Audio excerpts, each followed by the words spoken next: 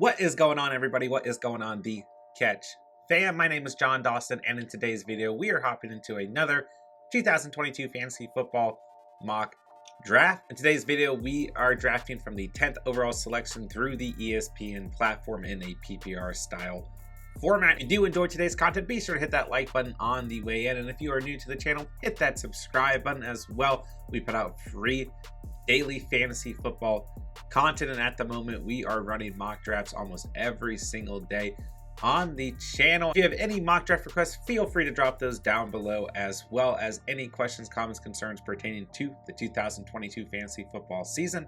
And without further ado, let's hop into another 2022 fantasy football mock draft. All right, so with the 10th overall selection, for me personally, I'm going to look at the best available running back in a 12-team format. The strategy that I really like to implement in 12-team mocks, as well as 12-team drafts in general, is just going to be what I call a bounce back method. Start with the best running back on the board, then in the second round go with the best available receiver, and follow that throughout the entire draft outside of the quarterback and tight end position, obviously. So we are going to be allowing a great value quarterback to fall to us in a later round and a good value tight end to fall to us throughout the draft as well. Outside of that, we are selecting the best available running back and the best available receiver throughout the entire draft, unless there's a point in the draft where there's just far more value at running back or receiver, then we can deviate a little bit. But this has been the strategy I have done in nearly all of my 12-team drafts, and I love the outcome at the end. This is the strategy that I did in the Catch Fam League tournament 12-team draft as well, and I really like the way that my team turned out. So looking at the first round here, we've got JT, Cooper Kupp, Christian McCaffrey, Austin Eckler, Najee Harris, Justin Jefferson, Derrick Henry, Jamar Chase, and Dalvin Cook off the board. There are a lot of players sitting here that I like at the running back position. I like Kamara, don't get me wrong, but I'm going to go with Joe Mixon for the sake of today's mock, just because we've still got the court date, the legal status with Alvin Kamara kind of up in the air in terms of a suspension and no suspension. I like Kamara, don't get me wrong. I've advocated for selecting Kamara in a lot of mocks just because he did miss 4 games last year, still finished as running back 8 in PPR, but there are 1 or 2 running backs who I'll still take ahead of Kamara, and that includes Joe Mixon for myself. All right, so Kamara does go at 11. The first round wraps up with Aaron Jones off of the board, and then the second round starts with Travis Kelce, followed by DeAndre Swift. So like I said, for me, I'm just taking the best available receiver right here, and for me, it's Davante Adams. Deebo Samuel, Stephon Diggs, CeeDee Lamb, there's certainly an argument for it, but I'll go with Adams all day long as our wide receiver 1. So I love the start here. We get Joe Mixon and we get Davante Adams. Deebo Samuel off of the board at 16 overall. So now we just kind of sit back and we'll kind of watch the draft board and await. We have selection 34 overall in the 3rd round. So looking at running backs who may be available, if we're really lucky, Saquon Barkley falls out there, but I don't see that happening personally. Nick Chubb is a possibility as well, although I think in real drafts he won't be around at the end of the 3rd round, but we'll see what happens. If those 2 players aren't available, then for me it's Ezekiel Elliott or Travis Etienne, hands down, as the next best players. I like Breece Hall, don't get me wrong, but I kind of like targeting Michael Carter in later rounds just because I think he brings similar value overall, even if by the end of the season Breece Hall is the RB1. So Javonte Williams off the board, CeeDee Lamb is off the board. Saquon is, ranked a little bit lower on ESPN's rankings, but he is not going to last around pick 28. I mean, there are fantasy managers targeting Saquon at the end of the first, very beginning of the 2nd round as well. So don't expect Saquon to float around too long. All right, Stephon Diggs is gone at 20th overall. So we're just going to continue to look at these running backs, right? Zeke and Travis Etienne, I think, are the most realistic. I don't mind Montgomery or Breece Hall, and if we're lucky, Nick Chubb will be sitting there. So looking at receivers who then could be available in the 4th round, looks like we've got about pick 39 overall. Be really nice to see Mike Williams fall out. He'd be a really nice wide receiver 2 behind Davante Adams, but we'll see what happens if he's not available.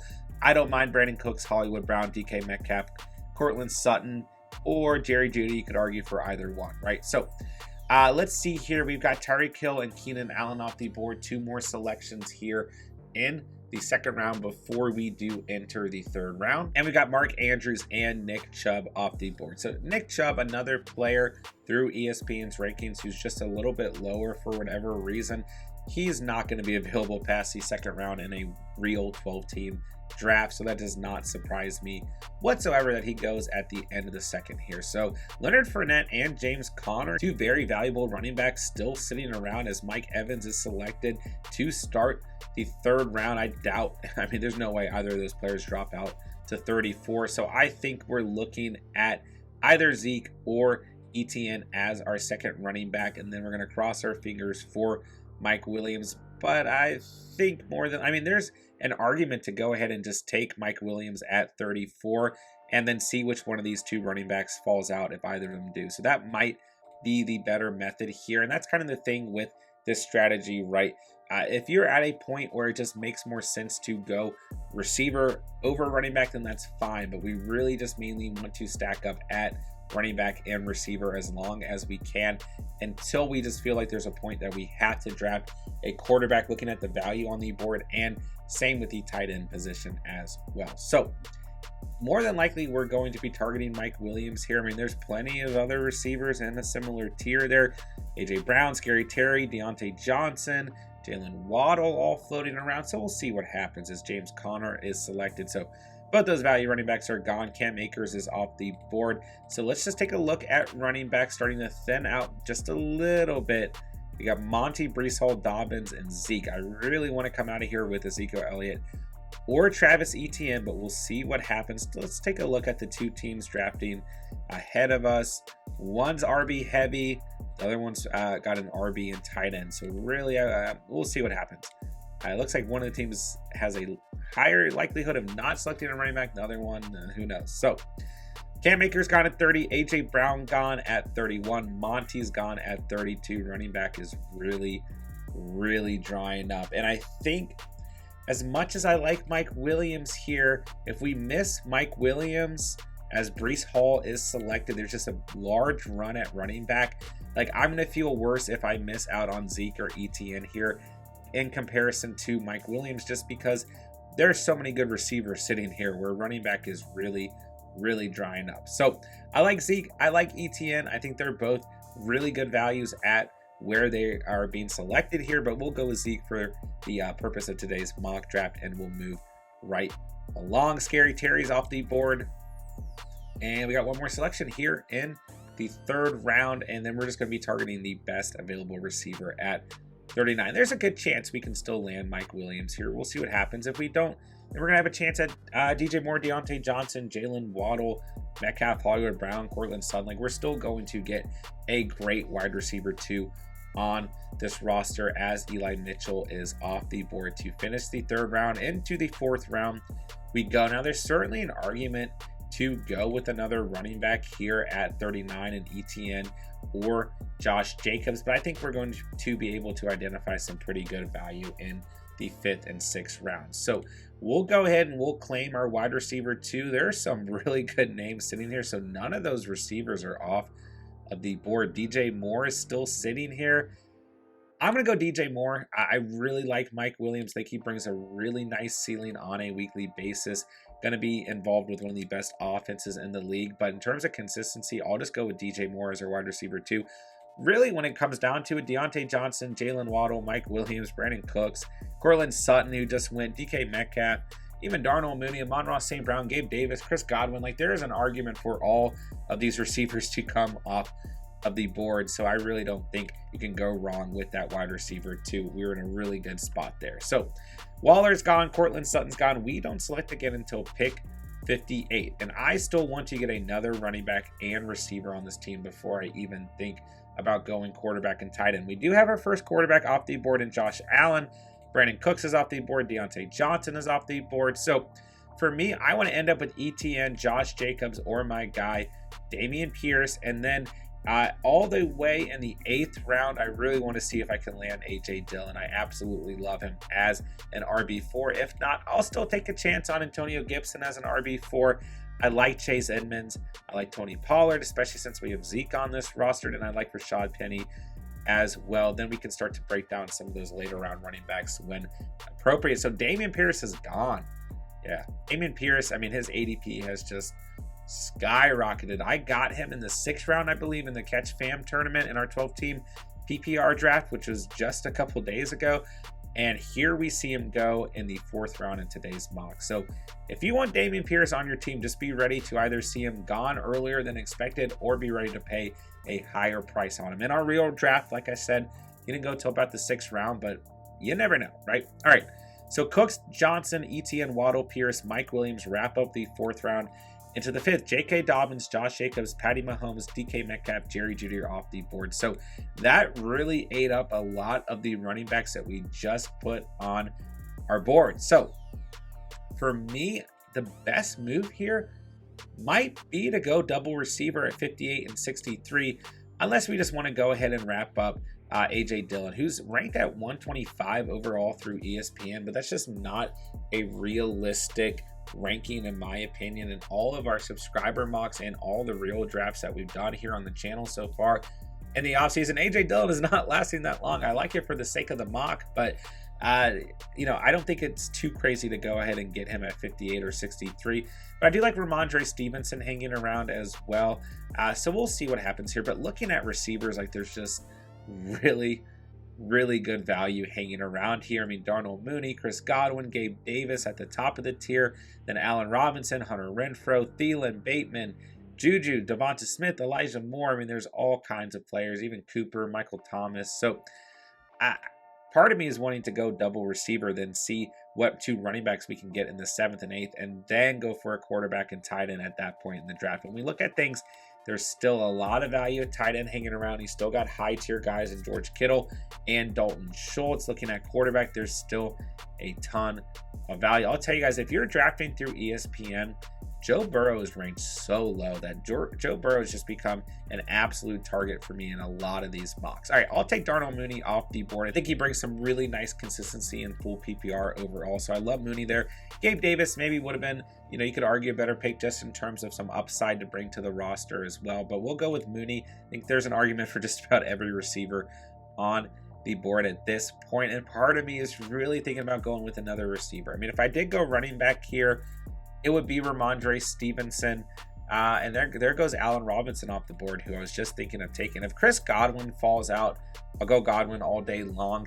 I really like Hunter Renfrow, but the issue is we already have Devontae Adams on this roster. I don't want to feed too much in to that offense, at least at the receiver position. So we may be going running back here. We may be going receiver. Chris Godwin, I feel like would be an absolute steal as we enter the 6th round. Let's take a look at DeAndre Hopkins is also ranked really low through ESPN. I mean, he's a steal if you guys are drafting through ESPN. All right, let's go Chris Godwin. Let's get him on the roster. I mean, listen, in my humble opinion, with the way running back has looked the last 2 years, I think it's better to come out of a full PPR draft with more receiver value than running back value. I'm not saying running back is not important, but I just think you're going to have a better opportunity to find value players on the waiver wire throughout the season at the running back position. So there's still quite a few running backs I'd like to land on this roster overall, but I don't have a problem kind of deviating there and going double receiver. So going into pick 82, AJ Dillon becomes my top target. I'm not quite sure that he'll be available. We'll find out. If he's not, I like Chase Edmonds, Ramondre Stevenson, like I said, Pollard. Even at this point, I consider Cordero Patterson. I really like James Cook as kind of an upside rookie selection as well. James Robinson and Michael Carter, even Kenneth Walker and Melvin Gordon all hold some value as well. Darrell Henderson is my favorite late round running back, next to Khalil Herbert and Tyler Algier. And I'd throw a dart at Kenneth Gainwell potentially, and Alexander Madison is probably the best handcuff in the league. So we'll keep all those guys queued up. There's still plenty of value at running back on the board. Don't get too scared of some of those committees, some of those, potential handcuff guys as well. They still hold true value towards the end of your draft. So looking at receiver, there's a ton of value here, man. There really, really is. Love Devonta Smith. Love Elijah Moore. Love Brandon Ayuk. Love DeAndre Hopkins, excuse me, and I love Tyler Boyd. Those are guys who at their ADP I just think hold really exceptional value overall. All right, so we'll see what happens here as TJ Hawkinson, Hunter Renfrow, Amari Cooper, Juju Smith-Schuster, Dalton Schultz, Lamar Jackson, Devin Singletary, Justin Herbert, and Michael Thomas all went after our selection of Chris Godwin. Into the 7th round, we see Dallas Goedert, Tyler Lockett, and Kareem Hunt off the board. So let's take a look at tight end as it's starting to thin out a little bit as well. Zach Ertz off the board, Adam Thielen off the board, Rashad Bateman off the board.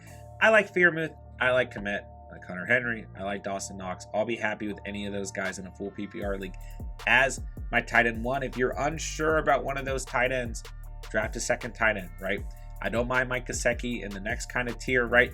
So if you're unsure of Freiermuth's consistency, grab an Albert O, grab a Gerald Everett, grab a Robert Tonyan a little bit later on, and get someone to kind of back up that tight end, so to speak. All right, so Bateman's gone, Devonta Smith is gone, Gibson's gone, Patty and Cheese is gone. Let's take our running back. Let's get A.J. Dillon. I'm scared I'm going to lose him, and I feel like we really need him on this roster. Then at 87, it's tough here. There's two arguments, right? We go with the best available receiver. Elijah Moore would bring some really nice upside. We already have Adams, Moore, and Mooney, Godwin. We're kind of at a pretty decent spot at the receiver position. Quarterback starting to thin out a little bit, as is tight end. So there's an argument to go quarterback here. There's an argument to go tight end here as well. It's tough. It really is. There's also an argument to go with another receiver. So we'll take, we might be taking a chance here and fading tight end and quarterback and seeing what happens. But Ramondre Stevenson kicks off the 8th round. I think there's still enough value at the running back position. I don't know, just looking at the available receivers, I don't know if we're going to hold a lot of value at the end of the 9th, beginning of the 10th, where I think quarterback and tight end will still show some value. So I really like Elijah Moore here. I think he's a nice upside play, but I'm just not going to pass on DeAndre Hopkins. I think down the stretch, he's just going to bring so much consistency, such true value to this team that really wraps up the receiver room almost completely in such a nice way. Devontae Adams, DJ Moore, Darnell Mooney, Chris Godwin, and D-Hop. In my opinion, we just go for a rookie receiver at the end of this draft, get some youth on this roster. And outside of that, now we start to target our quarterback and tight end. I think we're going to end up with good value at both positions, right? So looking ahead to 106, I probably want to take a quarterback off of the board first. Well, let's take a look. Who's drafting in between us?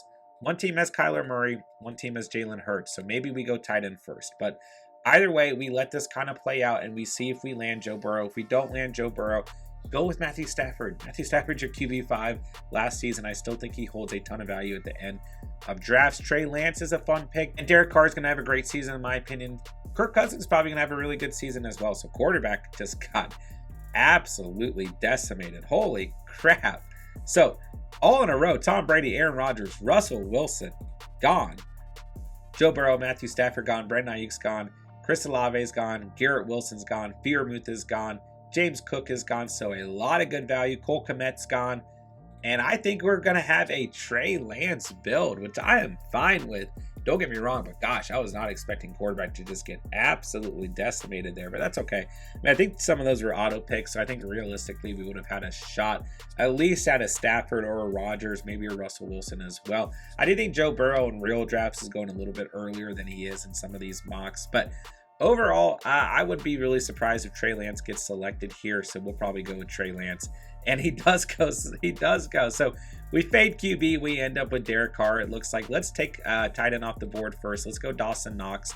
And then we're going to have a 0 QB team with Derek Carr. I'd be surprised if he gets selected here since both those teams in front of us already have a quarterback. But being that Jalen Hurts and Kyler Murray are kind of, rush first quarterbacks, there are fantasy managers out there that are building a team with a quarterback who runs first and then getting kind of a stable guy behind them like a Derek Carr or a Kirk Cousins. So it won't entirely shock me if Carr or Cousins is selected here. But, the way that this roster turned out, I don't mind Derek Carr as our quarterback one whatsoever. A, because I think he's going to have a really good season. He still finished in top 15 last year, right? But B, because we have Devontae Adams and we kind of can take advantage of that stack. I'm not saying that Derek Carr is Aaron Rodgers. I'm not saying that the chemistry between Carr and Adams is going to be the exact same. But if you really look back on the last 3 years in fantasy football, teams that had Aaron Rodgers and Davante Adams on the same roster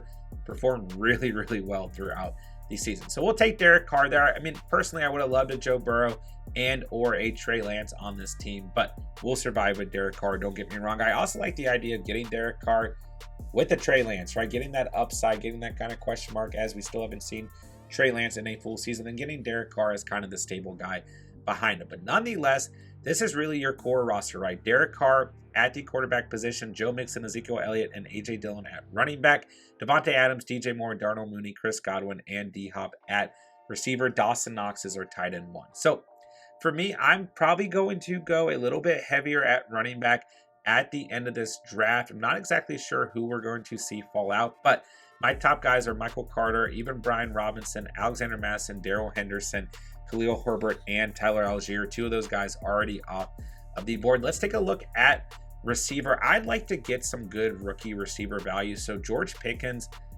absolutely stands out to me as the top available player for this roster. So let's look at the top rated players. Yeah, man, I don't really care that we're going against ADP, so to speak. Give me George Pickens all day long. I think that's a great addition to this roster. Then we'll just go with the best available running back. There's plenty of receivers I like hanging around. Rondale Moore, even Kenny Golladay, who I think is probably going to be your wide receiver 1 for the Giants. Josh Palmer is a great kind of handcuff on an explosive offense, right? But I like the idea of getting some youth, as we have a lot of veterans hanging around. So Romeo Dubes is a guy I'd love to draft. I mean, and he's going in 12-team drafts all day long. I like Alec Pierce as well. So I think we're actually in a pretty good spot in terms of receivers overall. Running back is what we're going to need to harp in on in the next 2 selections. So I love Darrell Henderson. I mean, I really think Henderson's being undervalued moving into the season. Let's take Henderson off of the board. I'll be happy with him all day long as my RB4, even in a 12-team format. So for me, to finish out this draft, I probably want Khalil Herbert or Tyler Algier.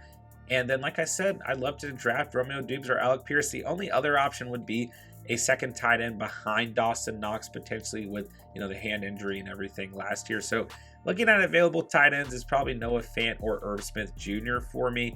And then I'd probably throw Robert Tonyan in the conversation as well as Gerald Everett. But overall, I think we're in a pretty good spot. Looking at quarterback, just to see if there's anybody with some upside that we could potentially stash behind Derek Carr, who could maybe also give us some trade value down the road. I don't really think there's anyone here. I mean, maybe Jameis Winston, but overall, I don't think there's any point to draft a second quarterback, especially when, we do need some running back depth on this bench as well. So looking at who's available, as we're really coming up with our final 2 selections here, I'll go Tyler Algier by a hair over Khalil Herbert. I really like Herbert. I think he's going to see more work this year. Plus, he's just a great handcuff as well. I mean, you really see probably, in my opinion, 2 of the best handcuffs in the league available right now with Khalil Herbert and Alexander Mattison. So there's certainly an argument for either player to be taken there. Let's just take a look here. We got Mixon, Zeke, A.J. Dillon, Henderson, and Algier. So that leaves us with Adams, DJ Moore, Mooney, Godwin, Hopkins, and Pickens, at receiver. So really with this final pick, you could go running back or you could go receiver. I think either way is absolutely fine. We're at a pretty good point looking at our receiver room, and we've got kind of a nice mix. Moore and Mooney kind of in the middle of their careers. Adams, Godwin, and Hopkins, really nice veteran presence, and then Pickens, a true rookie. So you could certainly argue for an additional running back here. I also like Kenny Golladay, who's floating around. Like I said, will probably be your wide receiver 1 for the Giants, but I don't think he's necessary for this team. So if I went with another receiver here, it'd be Romeo Dubes all day long. And by the way, if you guys are new to the channel, I just call him the Dubes for fun. I know that's not how you pronounce his name, but Khalil Herbert's a really good pick here. Alexander Mattison is also a really good pick here. So we've got 1, 2, 3, 4, 5 running backs. I mean, we're just at a better place. I think this receiving room is really good. So let's just take a handcuff. Let's take Alexander Mattison off of the board to end this draft. That'll put us with 1, 2, 3, 4, 5, 6 running backs. And overall, that kind of evens out the roster as a whole, as we now have 3 running backs, 3 receivers, a tight end, and a quarterback, and then we'll just pick the best available kicker and defense and call this thing a day. So I hope you guys enjoyed the video, man. If you guys did enjoy the content, be sure to hit that like button on the way out. Hit that subscribe button if you're new to the channel, and let me know in the comment section down below what you guys thought of today's draft as we're getting ready to wrap things up with a kicker and a defense. I mean, really, I don't think there's a big difference between if we go kicker or defense first. Let's just take the Rams defense off the board. Why not? I also like the Broncos sitting there, and the Browns are a great streaming option as well, but we'll take the Rams for the sake of today's mock draft. Then I really like Chris Boswell as kind of a sleeper kicker, so to speak. Jake Elliott's a great pick here. Robbie Gould or Ryan Suckup are fine. Dustin Hopkins, Mason Crosby, Younghoe Koo. I mean, there's all kinds of talent at the kicker position. Don't panic when it comes to the kicker or defense position. You can always stream your defense. You can always find a value kicker throughout the season as well. I mean, Daniel Carlson was your kicker #1 last season on the year, and I don't think anyone really expected for that to happen. So you just never know, man. I would not panic at kicker. If you're just at a point where you feel extremely confident in your roster and Justin Tucker sitting there, that's maybe the only move I would really make in terms of reaching for a kicker. Let's go with Dustin Hopkins for fun, just because I think the Chargers offense is going to be phenomenal this season. So that'll do it for today's video, man. Like I said, if you guys enjoyed the content, hit the like button on the way out, hit that subscribe button, and let me know in the comment section down below what you guys thought of today's mock. And let me know if you guys have any mock draft requests. I'll try to get them fit into the schedule as well. Here is a final look at the team. Mixon, Zeke, AJ Dillon, Tyler Algier, Darrell Henderson, and Alexander Masson at the running back position. Receivers, we've got Devontae Adams, DJ Moore, Donald Mooney, Chris Godwin, DeAndre Hopkins, and George Pickens. Love that receiver room, man.